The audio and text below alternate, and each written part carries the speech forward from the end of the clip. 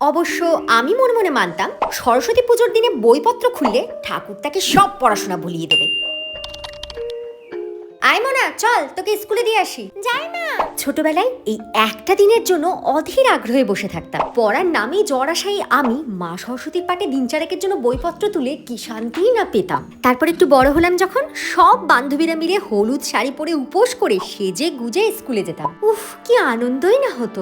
খুব মিস করি সেই দিনগুলো। পুজোর দিনে এতজন প্রপোজ করতো যেগুলো পেয়ে নিজেকে খুব স্পেশাল বলে মনে হতো। দিনটা সরস্বতী পুজো নাকি ভ্যালেন্টাইন্স ডে সেটাই বুঝতে পারতাম না। আচ্ছা, তোমাদের মনে আছে তখন একটা কথা খুব প্রচলিত ছিল, সরস্বতী পুজোর আগে কুল খেলেই পরীক্ষায় সে নিঘাত ফেল করবে। অবশ্য আমি মনে মনে মানতাম সরস্বতী পুজোর দিনে বইপত্র খুললে ঠাকুর তাকে সব পড়াশোনা ভুলিয়ে দেবে।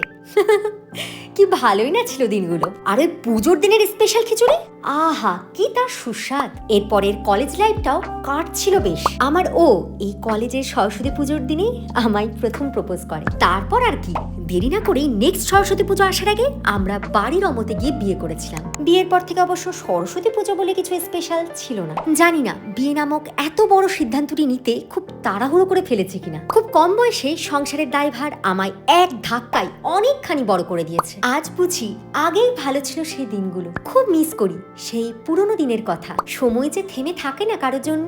মা, এবারে আমাকে রেডি করে দাও। যাই মনা।